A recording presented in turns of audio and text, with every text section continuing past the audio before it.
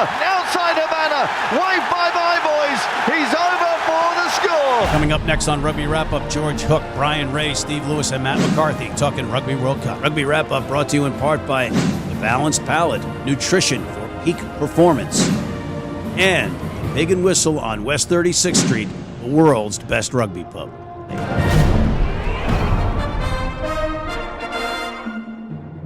Hey everybody, welcome back to Rugby Wrap-Up. Matt McCarthy and Steve Lewis at the Fantasy Sports Network, Studio 34 for week 107, Stephen, of our show. Staggering. And what's more staggering are the guests that we get on this show. And on this particular one, we have not one, but two global superstar pundits calling in George Hook. Hello, George. Good evening to you. It's 5 hours different in Ireland, but I'll do my best to stay awake. Much appreciated, George. He is in Dublin, folks. And then up in Halifax, Nova Scotia, Newfoundland. Where is it, Brian? Nova Scotia, where that hurricane just hit. So we're still putting ourselves back together up here. All right, for the folks at home that don't know, that is Bryan Ray, the Bryan Ray of America's Rugby News. And our thoughts go out to the people up there, Brian. Let's get right down to our topic of today. You know, the Residency international thing that's going on. You know, we had that whole blow-up last week with Joe Schmidt not selecting Devin Toner. George and I spoke about that. But I wanted to bring you two into this. And, Steve, why don't you take the first shot at this? Right, so just to put it in a bit of context, what we're discussing is international eligibility. And so currently, the law is 3-year residency. So you can move countries, and provided you spend 3 years there, you can qualify for that country. Many people, myself included, think that is ridiculous. Agustin Pichot has voiced this, and one of the few things with which I agree with him. And so World Rugby is changing its 3-year residency to a 5-year residency from December of next year. So not in place for this World Cup, but will be in place thereafter. So that's the issue. Certain people are okay with residency, certain people aren't. I am all for Olympic rules, sevens rules, which George will hate, but to me it's about citizenship. You're either Scottish or you're not. You're either American or you're not. So I believe, I don't see the point of residency. I mean, I see the point if you're a coach and those are the rules you can bend, but from the purposes of the game, I believe it should go straight citizenship. All right, I'm going to throw it to George next because you did bring him up and he's not a big fan of sevens, but are you talking about the UK sevens in Olympic matches? Because, each one of those countries, that's a whole different issue. That's a whole different issue. That's politics. We don't need to get into that. We don't need to encourage George there. But the purposes of this, what is the benefit of residency? Unless you're Scotland, you don't have any props, and you need to look at South Africans, which they've done. I just believe it should be the same as sevens. Let's go to the Olympics, citizenship, make it easy. All right, Mr. Hook, what say ye? Well, first of all, the research, I think, is utterly flawed because he's mixing two unmixable components. One, in this, he talks about residency, and the other one, he talks about people who've qualified by parent. Now, I'm going to take Ireland. First of all, we've only got 5, so that makes it easy. 2, Luke McGrath at number 9, Joey Carberry at number 10. Mrs. McGrath follows her husband, a doctor, to Ontario, to McMaster University, where he does a PhD or something. On the way, she has a baby in a taxi cab. Are we seriously suggesting he should pay for Canada? The McGraths go all the way back to St. Patrick. He then comes back with his baby son in his arms, and the kid is playing for Ireland. That is completely different. Joey Carberry, born in New Zealand, to a father and mother from a little village called Athy in Ireland. He comes back aged 11, enrolls at Ulscoil na Trinoida, which to non-Gaelic speakers is the Holy Trinity School. He's as Irish as Paddy's pig, and he plays for Ireland. That's 2 out of 5, and they should always play. Brendan Mullen's parents were diplomats. He was born in Tel Aviv. Are we seriously suggesting he should have played for Israel? Parentage is fine. Now let's look at Stander, Klein, and Bundyaki, who literally just came over here on the boat, spent a couple of years, 3 years here, and lo and behold, within 2 days, Klein is on the Irish team. How much are we paying Klein? We're paying him 4 million rand a year. Now, when he goes back to Johannesburg, what'll 4 million rand buy him? It'll buy him 60 apartments. It'll rent him 60 apartments in downtown Johannesburg. He'll get more bloody money, for God's sake, than Christian Bernard did for doing the first heart transplant in the Groote Schuur Hospital. These three players come to Ireland, and they come to Scotland, England, and Wales for no other reason than filthy lucre. And we're paying them to do it. Now, if they were any good, you might say, Well, if we got Bowden Barrett, if we got Bowden Barrett or we got Dan Carter or something, I'd say fine. We got a better centre than Aki, we've got a better second row than Klein, and we've got a better number 8 than Stander. So we've got three run-of-the-mill journeymen who were paying a fortune to hold Irish players, legitimately qualified Irish players, off the team. All right, understood. I think that your stance is pretty well clear to us.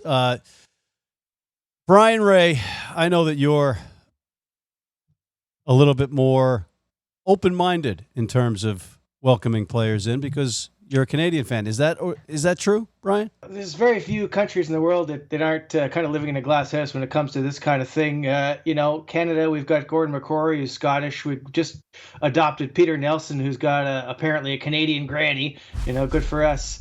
In the USA, of course, AJ McGinty came over 3 years residency for school. Will Hooley, American granny, et cetera, et cetera. And to be clear, the whole point of the article up on our site isn't really to opine on whether what's good or what's not. It's just to identify, according to World Rugby's eligibility requirements, who is a foreign player, technically, or foreign-born, and how they qualify for each show. I don't think anybody's suggesting that Jamie Heaslip or Luke McGrath aren't Irish at all.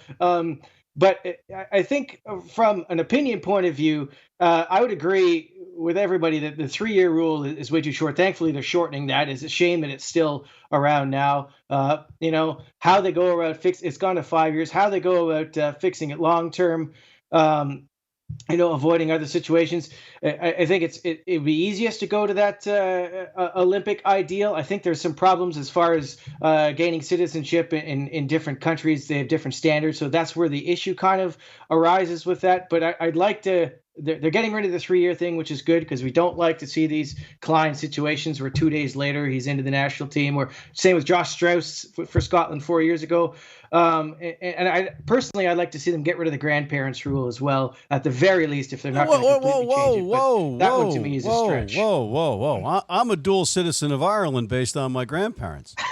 That would ruin my chances of playing for Ireland. I haven't given that up yet. Okay, we're going to move it to 5 years.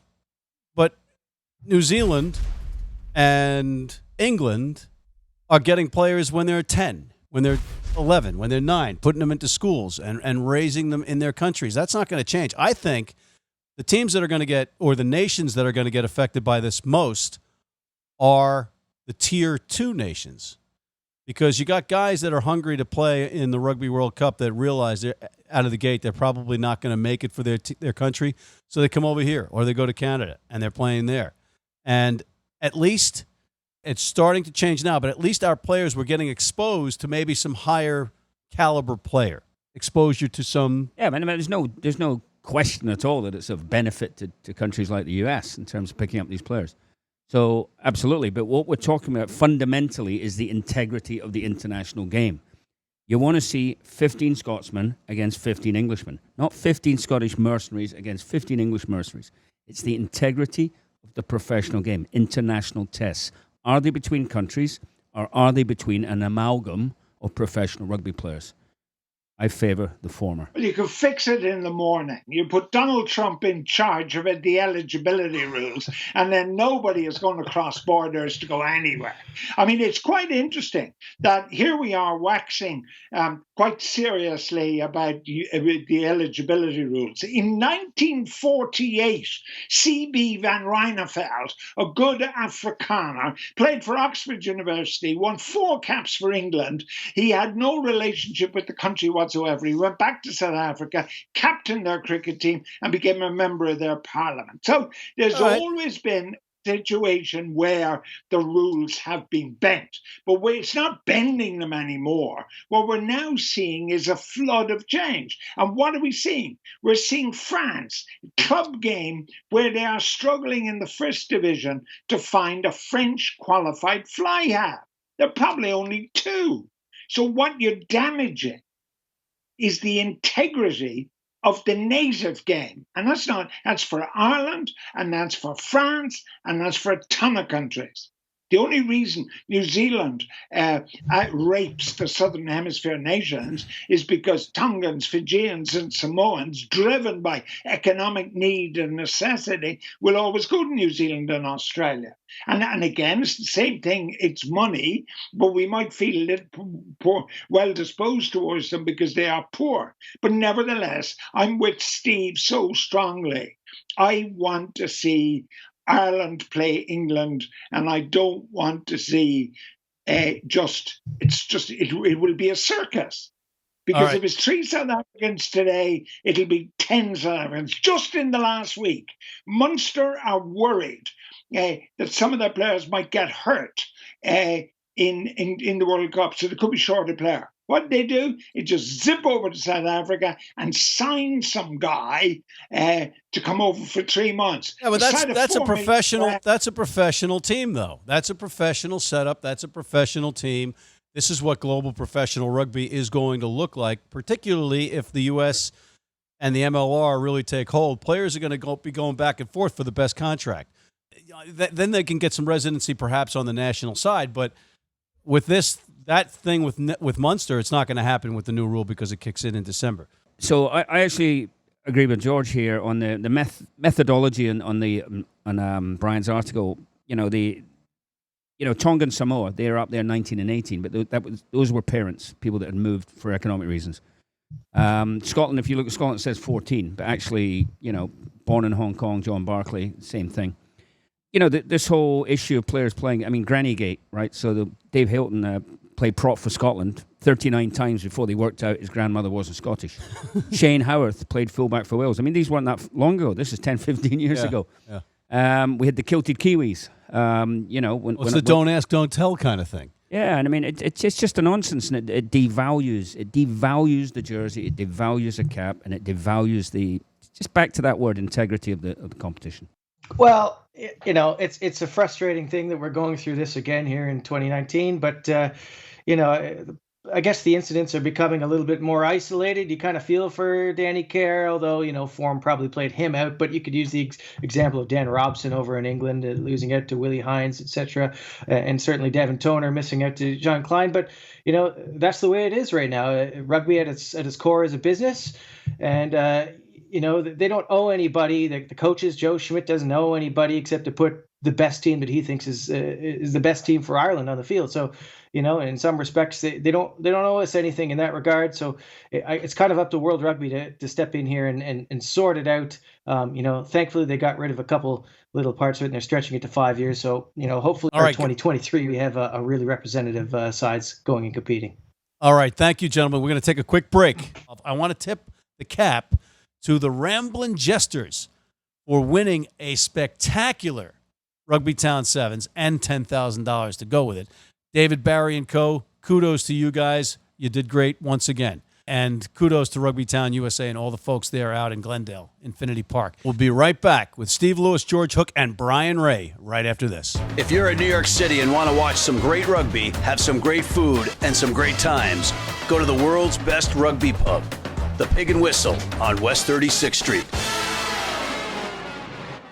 And we are back. Steve Lewis, George Hook, and Bryan Ray. And I'm Matt McCarthy. Gentlemen, we left off with a cliffhanger. We're going to pick our players to watch in this tournament. Stephen? I'm going to start with the blonde bombshell from Hawick, and I'm not talking Stuart Hogg. I'm talking Darcy Graham, who sounds like he should be in a Jane Austen novel. Anyway, the young Hawick winger could break into this sort of well-established back three, Hogg, Maitland, and Seymour. I think he will. I think he's very exciting. He's got a sevens background. He's fast on his feet.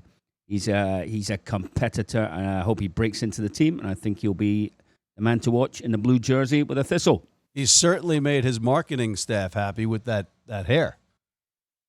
Yeah. I'm not going to get into his personal hair choices, but he's I will. I'm a bald guy. He's an exciting player. Yeah. He's the new hog.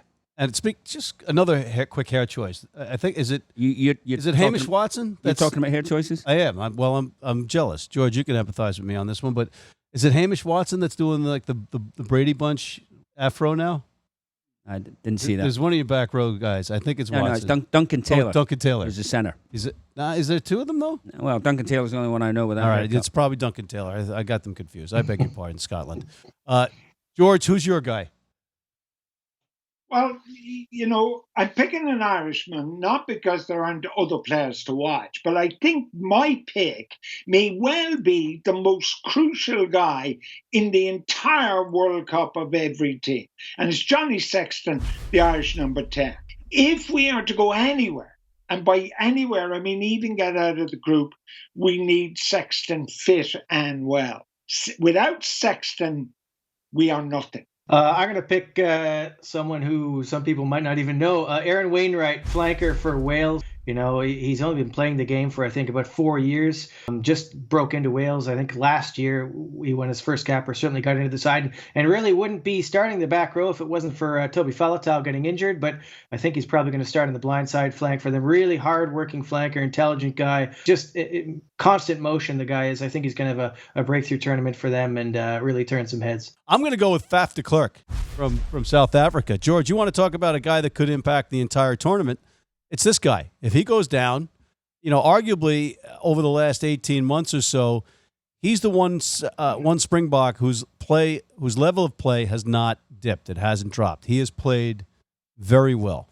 And I think this guy, although he's like 5'7", 5'8", has got the dynamic hairdo. I don't know. No, I'm not impressed by his hairdo, but he's got the dynamic skill set to change a game. I'm with Bryan. I just want to pick someone who isn't a household name as of yet. All right, and the question was players to watch. It wasn't the most influential, but we will get to that and more next week. Gentlemen, final thoughts. I want to ask you guys, who's the best fly half in the World Cup? George. Don't know. I think the best fly half in the World Cup may be playing in the centre, and that's Farrell of England. Oh. I think Ford has made a super comeback in the warm-ups, which means that Eddie Jones may go with Ford and Farrell. Why Farrell? Maybe if you're going to talk about the best fly half, you're talking about a guy who can win matches for his team, and Farrell can win matches for his team. I think I dislike him intensely as a human being. I admire him greatly as a rugby player. And for me, I think if England win the World Cup, and they've got to be odds on to do it, they need Farrell to do it. And I'd play him at fly half in front of Ford. Give a nod to George here. I'm going to pick Johnny Sexton. I think I absolutely agree that he's vitally important for Ireland, and on his game, I think he's absolutely world class. Just an incredible competitor. I agree on the Farrell thing very much. I think 20 years' time he'll be in jail as a serial killer, but he's a good fly half. Ford, Sexton, all these guys are good. Finn Russell from Scotland. AJ obviously is key to US performing. Similar to the situation that George brought up, the best fly half could be playing fullback for New Zealand in Beauden Barrett. Right? He's got to be in the mix here. Yep. Getting back to Owen Farrell, I'm with you on that. 20 years from now, have you seen him take a kick? I've seen him. See what he does. Yeah, his warm up. Looks like he's missing is a trench coat, a roll of duct tape, and a Chevy van, asking you if you want to go for a ride. Yeah, right. No, but the guy's good. All right, guys, we are basically out of time on this segment, but I just want to get final thoughts of the week from each of you. Try to keep it to 30 seconds, fellas. We have the school bell handy. George. I'm not looking forward to this World Cup. I'm not looking forward to young men damaging their bodies irreparably in order that the drunks in the grandstand can roar and shout. Rugby now is not the game I love. I'll watch it. I will watch it. I'll watch Ireland, but I'm not sure I would watch it the way I watched in 87, 91, 95, and 99. This isn't the game for me anymore. Well, I'm looking forward to it, and partly because I'm going there. I'll be in Japan for 3 weeks during the pool stage, so I just hope a typhoon doesn't hit. Although, if it's going to hit, maybe hit that Canada-New Zealand game so we get that long-awaited tie. You'll get humidity and you'll get rain, but you'll be all right. Don't worry about it. And Steve will be there to take care of you. Steven. Yeah, I too am going to Japan, so I can't wait. I will be having an odd refreshment in the grandstands, as George would say. So I can't wait to go. It's a culmination of 4 years. Best rugby players on the planet in one place for 5 weeks. The spectacle. I think the fact it's in Japan is fantastic. Can't wait for that. So, that plane leaves in 8 days. I'm packed. I'm ready to roll. Oh, I'm still trying to get my ass over there. I was there scouting all the venues and checking out everything, and it's spectacular. It's a rugby nation. It really is. And they have an infrastructure. They've got the trains. They've got restaurants. They've got flights. All of it's good. You're going to have a great time. And everybody, if you can still get there, you ought to get there. And on that note, my friends, thank you. Mr. George Hook. Brian, thank you. Pleasure as always. Stephen, as always, my friend. Look at him beaming. And I can't believe this show, this was a first. We had Steve Lewis, Brian Ray, George Hook, and Gus Pichot all in agreement on one topic. Imagine that. Only on Rugby Wrap-Up, ladies and gentlemen. On that note, Matt McCarthy for George Hook, Steve Lewis, Brian Ray from the Fantasy Sports Network Studio 34 in New York City, signing off.